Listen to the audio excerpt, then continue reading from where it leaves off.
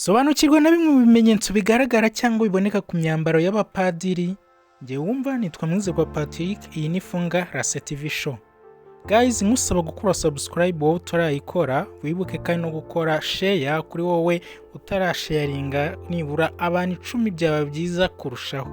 Ikindi wibuke kwandika muri comment icyifuzo cyawe, igitekerezo, inyunganizi, byose wifuza muri comment, turabibona natwe tukagira icyo twabigukoreraho nkuko waba wabyifuje. Guys, reka turebere hamwe bimwe mu bimenyetso bigaragara muri Kiliziya Katolika igenda ikoresha ku myambaro y'abapadiri bagiye batandukanye bo muri Kiliziya Katolika. Nongeye kugusuhuza udahwema gukurikirana ibiganiro bya Funga Rase TV show umunsi ku wundi uko bwije nuko bikeye. Nizere ko wamaze gukora subscribe kandi nawe wayikoze ibuka gukora ku nzogera kugira ngo ujye washa kwakira inkuru zose tugiye tugukoreraho. Murabizi neza iyi channel iganira kuri bimwe bigiye bitandukanye, amakuru, imyidagaduro n'ibindi byinshi bigiye bitandukanye. Guys, don't miss to subscribe. Hari abakunda kwibaza ku myambaro y'abapadiri bo muri Kiliziya Katolika, ibisobanuro byayo cyangwa n'amabara agiye ayigize, ndetse yewe n'ibirango biyiriho cyangwa se byihariye muri Kiliziya Katolika. Kigali Today yegereye Padiri Nkundimana Theophile ushinzwe liturujia muri Archdiocese ya Kigali, maze abituvira imuzi n'umuzingo adusobanurira ku buryo bugiye burambuye. Reka duhere ku ibara ry'umweru cyangwa igitare, muri bamwe ko bagenda babyita bitandukanye. Uyu mweru rero Padiri Nkundimana yasobanuye yuko umweru ari amwe mu mabara liturujia ikoresha cyangwa Kiliziya Katolika ikoresha. Ibara ry'umweru rero rikaba rikoreshwa ku minsi mikuru, rikaba risobanura ibyishimo, rikoreshwa cyane cyane mu minsi mikuru ikomeye, harimo Noheli cyangwa se Pasika, hamwe ndetse no ku munsi mukuru w'abatagatifu bagiye bakomeye. Reka dukomeze ku ibara ry'icyatsi. Ibara ry'icyatsi ni ibara risobanura ubuzima bw'Imana mu bantu, yewe rigakoreshwa mu bihe bisanzwe bya liturujia Katolika. Ndizera neza yuko we niba uri umwe mu basenya muri Kiliziya Katolika, ibi ngibi uri kugenda ubyumva neza cyangwa se ubisobanukirwa. Nawe rero udasengeramo cyangwa utari umukatolike, niyo mpamvu natwe uyu munsi twaje tubiva imuzi n'umuzingo hamwe na Padiri Nkundimana kugira ngo ubashe kugenda ubisobanukirwa neza cyane. Reka dukomereze ku ibara rya mauve cyangwa se ibara ushobora kwita violet bitewe nuko bivuga. Iri ni ibara rero rigaragaza icyizere, rikaba ibara ryo kwihana no kwisubiraho cyane cyane mu bihe bikomeye, rikanagaragaza kandi agahinda kuje icyizere. Padiri Nkundimana dusobanuye ko iri bara rikoreshwa mu gihe cya Advent cyangwa Adveni, mu gihe kibanziriza ry'iminsi mikuru ya Noheli. Ni ibara kandi rigaragaza kwitoza gutekereza amaza ya Nyagasani umucunguzi wacu Yesu Kristo.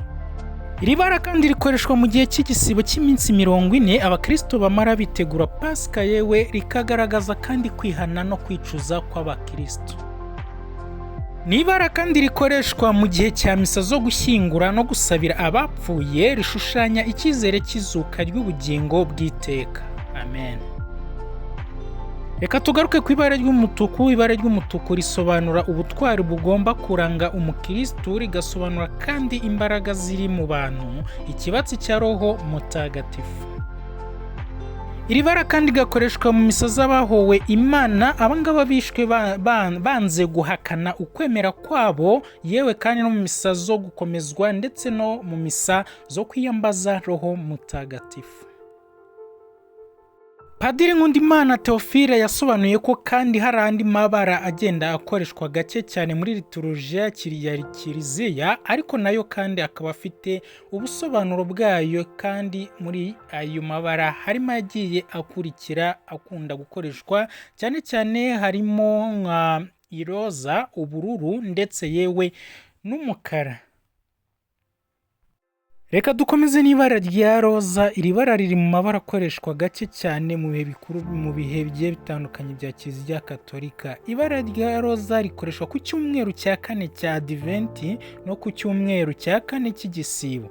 Rikaba risobanura ibyishimo bicagase, yewe kandi bigana ku munsi mukuru wa Noheli cyangwa wa Pasika. Tugarutse ku ibara ry'umukara. Ibara ry'umukara rero ni ibara rigaragaza agahinda cyangwa se rikoreshwa mu gihe cy'agahinda. Mbere ya Vatikani ya kabiri wasangaga ryarakoreshwaga mu gihe cyo gushyingura. Uyu munsi rero turi gukoresha ibara rya move, ntabwo tugikoresha umukara. Dukomereje ku ibara ry'ubururu cyangwa se ryo wakita ubururu. Iri ni ibara ryemewe muri liturujia cyangwa muri Kiliziya Gatolika, ariko iri ngiri rigakoreshwa mu bihe bya misa zo kwiyambaza umubyeyi Bikira Mariya. Gusa ntago rigikunze gukoreshwa kuko ubu ngubu hasigaye hakoreshwa ibara ry'umweru kuko ari ryo bara risigaye rikunzwe. Ubururu ntago bugikunzwe gukoreshwa cyane. Reka turebere hamwe ibindi bimenyetso cyangwa se indi myambaro igenda ikoreshwa kuri iyi myambaro y'amakanzu y'abapadiri. Reka twongere turebe muri rusange umupadiri ugiye guhimbaza misa ya Kiliziya Gatolika aba agomba kuba yambaye gute cyangwa se ameze gute. Ikintu cya mbere, umupadiri ugiye gusoma misa agomba kwambara imishazosi cyangwa se umwenda umufashe ufunga ku ijosi ku buryo ibara ry'undi mwenda usanzwe ridashobora kugaragara ku gice cy'ijosi. Akaba kandi yambaye ikanzu y'umweru ya misa isobanura ubusukurwe n'ubutagatifu bw'Imana umukristo agomba guharanira. Nyuma y'ikanzu padiri indikizaho umushumi cyangwa se cungurumu. Uyu nguyu ukaba ari umushumi, si uwo gufata ikanzu nk'uko abenshi bagenda babitekereza gutyo, ahubwo ni ubusobanuro bwo gukomera mu mbaraga z'Imana nk'umupadiri, kugira ngo igihe agiye gutanga igitambo cya misa cy'Ukarisitiya aba afite imbaraga, kugira ngo agitange atunganye afite imbaraga. Umupadiri agomba kwambara indangabubasha cyangwa sitora, umwenda wambarwa hejuru y'igishura.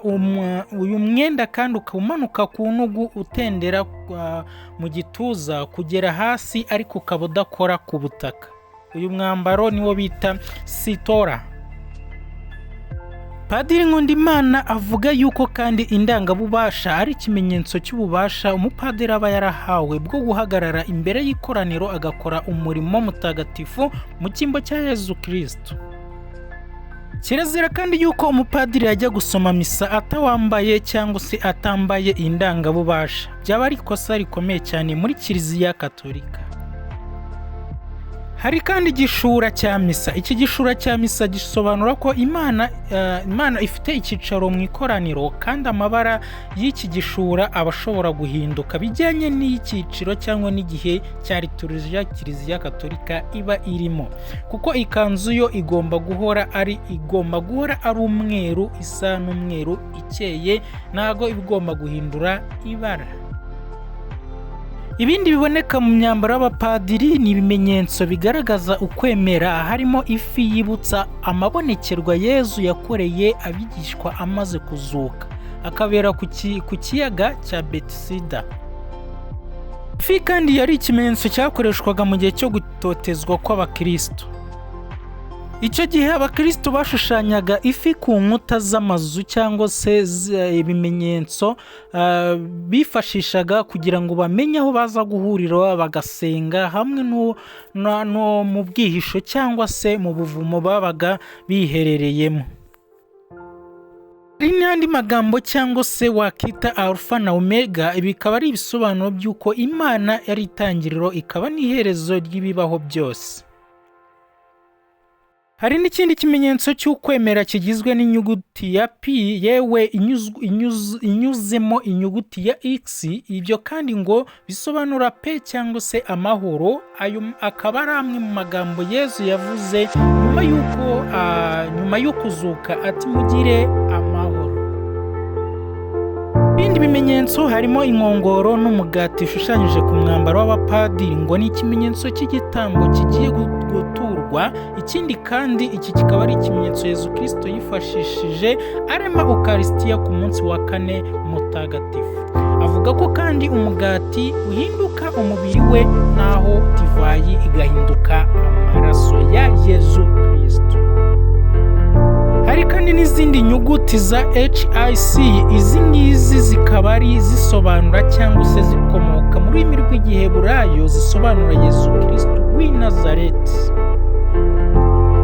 Mu bihe bisanzwe padiri aba afite indi myambaro cyangwa igihe bitari mu misa aba agomba kwambara imyenda isanzwe, ikanzu y'umweru cyangwa se umukara cyangwa ishati ifite kora romani. Iyi ngiyi ikaba ifunze mu ijosi mu ishati kandi ikaba ari ibara ry'umweru. Padiri Nkundimana kandi akaba yarasobanuye ko uyu ari umwambaro w'umupadiri wo muri Kiliziya Gatolika ishamikiye ku muco w'i Roma, Italiyani. Mu gusoza rero reka dushimire Padiri Nduwimana Theophile, uyu nguyu wemeye kudusobanurira byinshi ku buryo abantu bagenda bibaza ku myambaro y'abapadiri, kandi akaba yiteguye gukomeza gufasha gusobanukirwa n'ibikorwa muri Kiliziya byo muri liturujia ya Kiliziya Gatolika. Turamushimiye, yagize neza cyane. Guys, nk'uko mubizi njye nitwa Mwizerwa Patrick, iyi ni Fungarase TV show.